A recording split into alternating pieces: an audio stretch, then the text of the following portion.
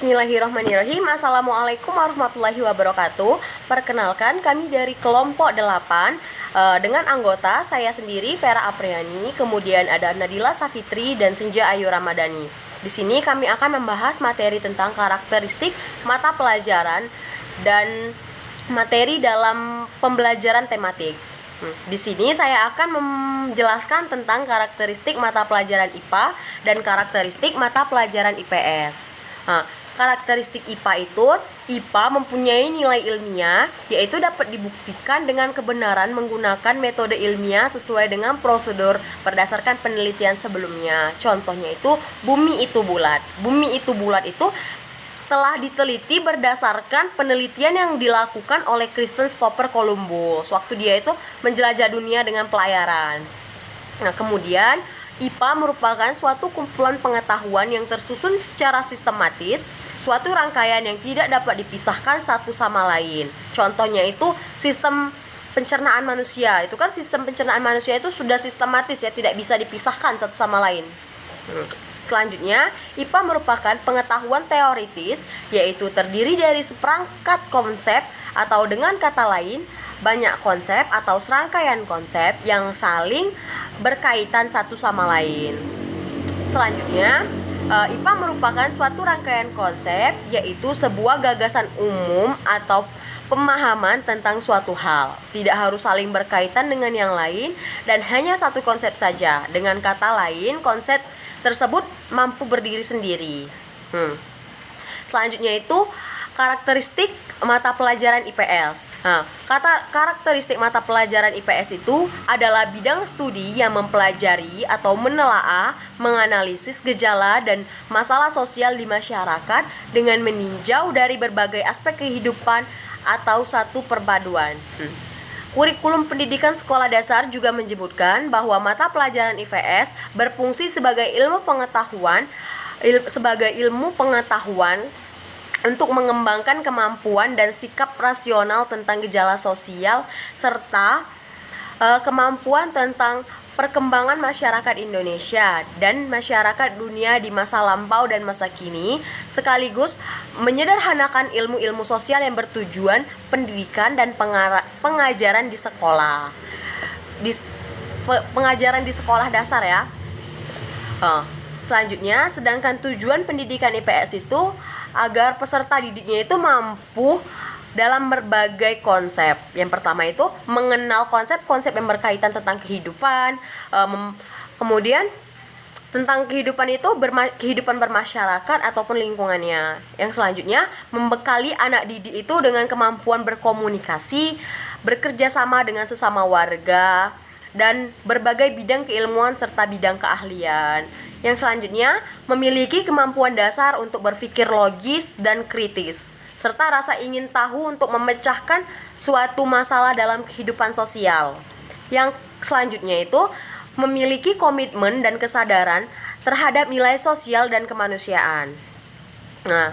Terhadap fungsi dan tujuan pengajaran IPS tersebut, peneliti berusaha untuk mengembangkan isi dari bahan ajaran yang tepat sesuai dengan tingkat kemampuan dan pengembangan siswa serta sesuai pula dengan tuntunan kurikulum. Peneliti juga berusaha memilih pendekatan, strategi, metode pengajaran dan penggunaan media pembelajaran yang mampu membelajarkan siswa itu secara efektif dan optimal sehingga dapat mencapai tujuan yang telah direncanakan. Mungkin itu saja penjelasan dari saya. Selanjutnya akan dilanjutkan oleh teman saya. Terima kasih. Wassalamualaikum warahmatullahi wabarakatuh. Baiklah, saya Nadila Safitri akan melanjutkan penjelasan materi dari Saudari Vera, yaitu materi tentang karakteristik mata pelajaran matematika dan karakteristik mata pelajaran PKN. Karakteristik mata pelajaran matematika. Matematika dapat ditinjau dari segala sudut dan matematika itu sendiri dapat memasuki segala segi kehidupan manusia, mulai dari yang paling sederhana sampai kepada yang paling kompleks. Pembelajaran matematika. Mata pelajaran matematika perlu diberikan kepada siswa mulai dari sekolah dasar. Hal tersebut untuk membekali siswa agar dapat mampu berpikir kritis, analitis, kreatif, inovatif, serta dapat bekerja sama dengan baik. Kompetisi tersebut dapat digunakan untuk mengelola dan mendapatkan informasi yang berguna untuk kehidupan yang akan datang. Matematika juga berfungsi sebagai pembantu ilmu-ilmu lain seperti IPA, IPS, fisika, dan kimia. Oleh karena itu, mengingat pentingnya peran matematika, maka perlu diajarkan kepada siswa sekolah dasar sejak dini. Karakteristik mata pelajaran matematika yang pertama, pembelajaran matematika menggunakan metode spiral. Artinya, dalam pembelajaran matematika selalu mengaitkan atau menghubungkan materi yang lama dengan materi yang baru. Konsep yang baru akan dikaitkan dengan konsep yang sudah dipelajari oleh siswa. Pengulangan tersebut sangat berguna untuk memperdalam serta memperluas materi pembelajaran. Yang kedua, pembelajaran matematika bertahap. Artinya, pembelajaran matematika dilakukan secara bertahap, mulai dari yang konkret menuju ke hal-hal yang abstrak, mulai dari hal sederhana menuju ke hal yang lebih kompleks. Ketiga, pembelajaran matematika menganut kebenaran konsisten. Artinya, pembelajaran matematika tidak ada pertentangan antara kebenaran satu dengan kebenaran yang lainnya.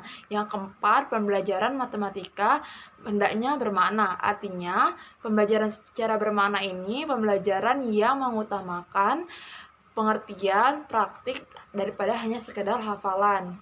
Karakteristik mata pelajaran PKN. Pendidikan kewarganegaraan merupakan salah satu muatan kurikulum pada pendidikan dasar dan menengah sesuai dengan Undang-Undang Nomor 20 Tahun 2003 tentang Pendidikan Nasional. PKN merupakan salah satu mata pelajaran yang diajarkan pada pendidikan formal untuk membina karakteristik moral peserta didik agar mampu menerapkan perilaku serta memiliki karakter yang positif sesuai dengan nilai-nilai Pancasila.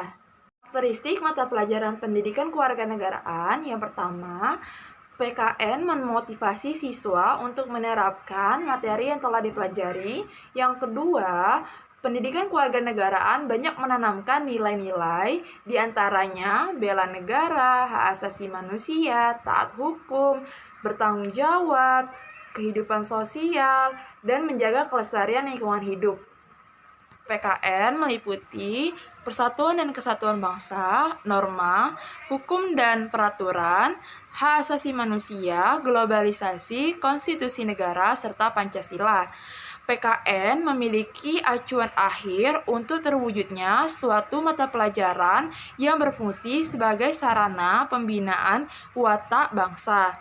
Yang terakhir, menanamkan nilai-nilai moral Pancasila ke dalam diri peserta didik. Penjelasan dari saya tentang karakteristik mata pelajaran matematika dan karakteristik mata pelajaran PKN. Penjelasan selanjutnya akan dijelaskan oleh Saudari Senja. Baiklah, saya akan melanjutkan penjelasan dari Saudari Nadila. Saya akan menjelaskan karakteristik mata pelajaran Bahasa Indonesia. Silabus pembelajaran Bahasa Indonesia dibuat atau disusun dengan memperhatikan hakikat bahasa dan sastra sebagai sarana komunikasi, yaitu mendengar, berbicara, membaca, dan menulis. Yang kedua, pendekatan yang digunakan. Pendekatan pada pembelajaran bahasa menekankan pada aspek keterampilan berbahasa dan fungsi bahasa. Ini dinamakan pendekatan komunikatif. Sedangkan pendekatan pada pembelajaran sastra menekankan pada aspek apresiasi. Disebut dengan pendekatan apresiatif. Nah, di dalam kehidupan sehari-hari, bahasa digunakan sebagai alat komunikasi antar penutur dalam berbagai keperluan dan situasi. Secara pragmatis, bahasa lebih merupakan suatu bentuk kinerja atau performasi dari sebuah sistem ilmu. Nah, selanjutnya sastra merupakan satu bentuk sistem tanda karya seni yang menggunakan media bahasa. Nah, sastra ini bisa dibaca, dipahami, dinikmati, dan dimanfaatkan sebagai wawasan kehidupan. Jadi sastra ini perlu diapresiasi. Nah, selanjutnya saya akan menjelaskan tujuan dari pembelajaran bahasa Indonesia bagi siswa. Yang pertama, siswa mampu memahami dan menggunakan bahasa Indonesia dengan tepat dan kreatif. Yang kedua, siswa mampu berkomunikasi dengan efektif dan efisien. Yang ketiga, siswa mampu menghargai dan merasa bangga dalam menggunakan bahasa Indonesia sebagai bahasa kesatuan atau bahasa negara. Yang keempat, siswa mampu memanfaatkan sastra. Yang kelima, siswa mampu menggunakan bahasa untuk mengembangkan kemampuan intelektual, sosial, maupun emosional. Nah, demikian penjelasan dari saya dan demikian penjelasan dari kelompok kami. Jika ada salah kata kami mohon maaf. Kepada Allah kami mohon ampun. Wassalamualaikum warahmatullahi wabarakatuh.